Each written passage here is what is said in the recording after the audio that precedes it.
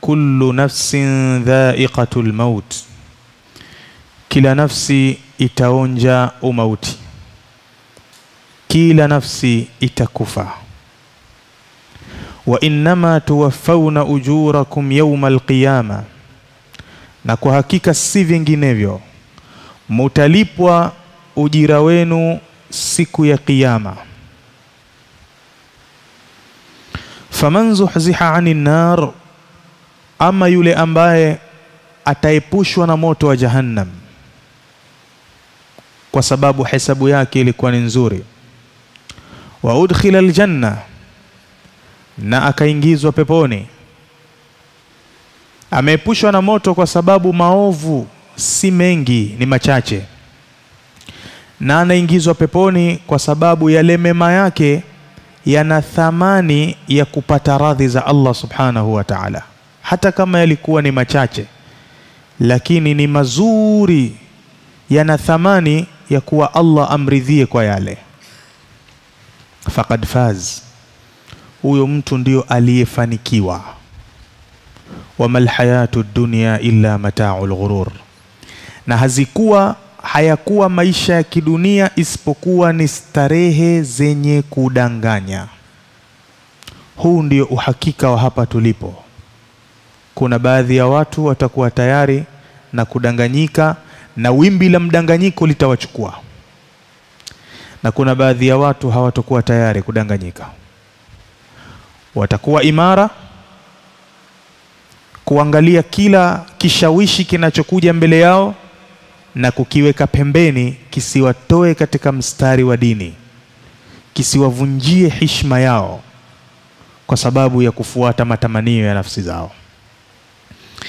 Katika mlango huu, kwa sababu ni lazima tufe, inabidi lazima tuyajue mambo ambayo yanatuwajibikia kabla hatujafa. Tupo katika kipengele cha kumwangalia mgonjwa wa Kiislamu anatakiwa awe vipi. Jana tuliambiana kwamba kuna mambo matatu ya lazima awe nayo mgonjwa wetu ambaye yupo juu ya kitanda hivi sasa, miaka 7, miaka 8, kila kitu hapo hapo, choo kikubwa hapo hapo, choo kidogo hapo hapo, hata chakula anakula kwa tabu. Maskini huyu amekushakata tamaa kwamba iko siku nitapoa mimi. Bado yuko na rehema za Mola wake, lakini anaona sasa kwamba hii hali inakwenda kunifikisha mimi kwenye mlango wa mauti. Basi kwanza asiwe mwepesi tu wa kunungunika, ayardha biqada'illah, aridhie hayo maamuzi ya Mwenyezi Mungu aliyompa. Wayasbir ala qadarihi, na asubiri sana juu ya qadar aliyompatia Mwenyezi Mungu subhanahu wa ta'ala. Wayuhsina dhanna bi rabbih, na aweke dhana nzuri kwa Allah subhanahu wa ta'ala, simdhania Allah vibaya pamoja na uzito wa hali aliyompa. Hata kama hana hata pesa ya kununulia dawa, basi bado dhana yake iwe ni nzuri kwa Allah subhanahu wa ta'ala. Leo tunaingia katika kipengele cha pili, wayambaghi alayhi, na inamlazimikia juu yake mgonjwa wetu wa Kiislamu, inampasa na itamlazimu, an yakuna baina alkhawfi warrajai, awe kati na kati baina ya hali mbili hizi, baina ya hali ya kuwa na hofu na baina ya hali ya kuwa na matarajio mazuri. Akae kati na kati, asije kaangukia katika upande mmoja. Sheitan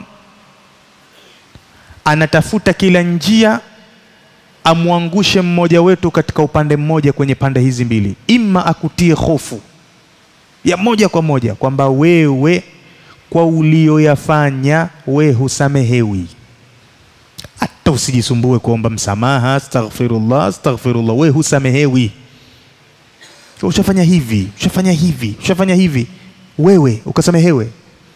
Anakutia katika hofu tu wewe, kwa hiyo unakata tamaa. Na kuna mwingine shetani anakuja anamwambia wewe kwa ulipofikia ushakuwa darweshi. Hapo ulipofika wewe, tizama unavyoswali. Nani anajua kuswali kama wewe msikitini hapa? Wote wapumbavu hawa. Nani msomi kuliko wewe hapa? Migadini nzima hii. Unaanza kujiona kwamba wewe ni kweli. Kwa hivyo huna muda wewe wa kuleta istighfar kwa makosa yako. Kwa nini? Kwa sababu wewe ushafika katika daraja shetani ashakwambia hamna anayekuweza. Hizi hali mbili ni hali za matata sana. Popote pale atakapoangukia mtu katika upande mmoja, huo ni upande mbaya. Lazima mtu awe kati na kati, baina al-khawfi, baina ya kuwa na hofu kwa makosa yake aliyoyakosa. Wewe ni binadamu, kwa vyovyote utakavyokuwa utakosea. Kwa hivyo unaogopa adhabu za Mwenyezi Mungu kwa upande huo. Lakini pia vile vile uwe na katika upande wa arraja, uwe na matarajio. Kwa sababu umejitahidi, kwa sababu umeacha usingizi wako umekuja msikitini kuswali, kwa sababu umeacha chakula chako unafunga, kwa sababu ya hivi na hivi, huenda Mwenyezi Mungu akanihurumia. Sikati tamaa. Unakaa katika hali mbili hizo. Ndivyo. Sasa hiyo hali ipo katika kila maisha yote. Mwenyezi Mungu anasema nabbi ibadi anni ana al-ghafurur rahim wa anna adhabi huwa al-adhabul alim. Waambie waja wangu wanijue vizuri sana, mimi ni msamehevu sana, nasamehe makosa wakiniomba msamaha. Lakini usimuelewe Allah kwa upande huo tu, upande mmoja tu, kwamba Allah ni msamehevu, ikakupelekea wewe unafanya makosa kisha Allah ni msamehevu, unafanya makosa kisha Allah ni msamehevu, ukasahau upande wa pili, wa anna adhabi huwa al-adhabul alim. Waambie tena vizuri wafahamu, adhabu zangu nikimkamata mtu nikamtia adabu, adhabu zangu ni kali sana. Kwa hivyo mtu awe katika pande kweli Mwenyezi Mungu ni msamehevu, lakini kama hajaamua kunsamehe akantia adabu itakuwaje? Kwa hivyo unakaa katika pande zote mbili, usijieki katika upande mmoja tu. Basi hali hii kwa mgonjwa ndiyo inatakiwa zaidi pale alipo pale. Ndio anatakiwa awe anayechunga sana mazingira hayo. Yakhafu iqaba Allahi ala dhunubihi, awe anakhofia adhabu za Mwenyezi Mungu juu ya yale madhambi yake aliyoyatenda. Wayarju rahmata rabbihi, na anataraji rehma za Mola wake kwamba Mwenyezi Mungu atamrehemu kwa yale mazuri pia aliyoyatenda. Asikate tamaa. Na hayo yote yamekuja katika mafundisho lihadithi Anas al-ma'ruf inda Tirmidhi wa ghairi, kwa hadithi ya sahaba wa mtume Anas ibn Malik ambaye ni maarufu yajulikana, ambayo amesimulia al-Imam Tirmidhi na wengineo katika maulama. Hadithi inasemaje? Anna an-nabiy sallallahu alayhi wasallam dakhala ala shabin wa huwa bil maut.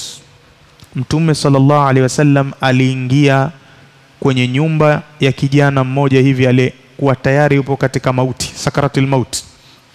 Yupo juu ya kitanda muda mrefu, anaumwa. Mtume sallallahu alayhi wasallam amekwenda kumkagua. Akifika pale anaiona ile hali kama mtume amefahamu mazingira yale, kwamba huyu hivi sasa hachukui duru. Basi alipofika pale, faqala, mtume akamwambia, kaifa tajiduka, hebu niambie unajiona vipi hivi sasa, unajihisi vipi katika nafsi yako wewe? Hali ndio ushaiona hiyo ulivyo, tayari mtiririko wa mauti yamekwisha kukupata. Hebu niambie maneno ya mwisho niyaelewe, unajihisi vipi hivi sasa katika moyo wako? Faqala, yule bwana akasema, wallahi ya Rasulullah, na apa kwa jina la Mwenyezi Mungu, ewe mjumbe wa Mwenyezi Mungu, inni arjullaha wa inni akhafu dhunubi, hakika mimi hivi unavyoniona hivi sasa, wallahi namtarajia sana Mwenyezi Mungu atanisamehe, lakini pamoja na hayo na hofu sana na madhambi yangu. Niko katika hali mbili hizo, nataraji sana Mwenyezi Mungu atanirehemu mimi. Nimejitahidi eti, nimeswali mimi, nimefunga mimi, nilitoa sadaka pa kutoa sadaka mimi, na nilikuwa ni mwema kwa wazazi wangu mimi, siinui sauti mimi kwa mzazi wangu, si mwanamke si mwanamme. Sasa kwa nini kama nimeyafanya yote hayo nsitaraji? Nataraji mimi Mwenyezi Mungu atanirehemu, lakini kwa upande wa pili kuna makosa niliyafanya. Haya makosa wallahi yananitia hofu mpaka hivi sasa. Sijajiaminisha kwamba Mwenyezi Mungu amenisamehe moja kwa moja. Faqala Rasulullah sallallahu alayhi wasallama, mtume sallallahu alayhi wasallam akasema, wala yajtami'ani fi qalbi 'abdin fi mithli hadha al-mawtin, hayawezi kukusanyika mambo mawili haya katika moyo wa mja yoyote kwenye mfano wa eneo kama hili. Pale pahala pale yule mtu anaumwa ndo yuko pale, fi mithli hadha al-mawtin, katika mfano wa eneo kama hili ndo anakufa sasa hivi, anakwenda kukutana na Mola wake pahala kama hapa. Yakakusanyika yote mambo mawili haya katika moyo wa mja, illa, isipokuwa a'tahu Allahu ma yarjuhu, Allah atampa kile anachokitaraji, wa aminahu mimma yakhafu, na atamwaminisha, atampa amani, atampa salama kutokana na kile anachokihofia. Hii ni ahadi ya Mtume sallallahu alaihi wasallam. Ahadi inasemaje? Ahadi inasema mja yoyote akiwa katika situation kama ile, halafu yakakusanyika kikweli kabisa katika moyo wake mambo mawili haya, kule kutarajia rehma za Allah subhanahu wa ta'ala kwa yale aliyoyafanya, na wakati huo huo ana hofu na adhabu za Allah subhanahu wa ta'ala kwa yale aliyoyafanya vile vile.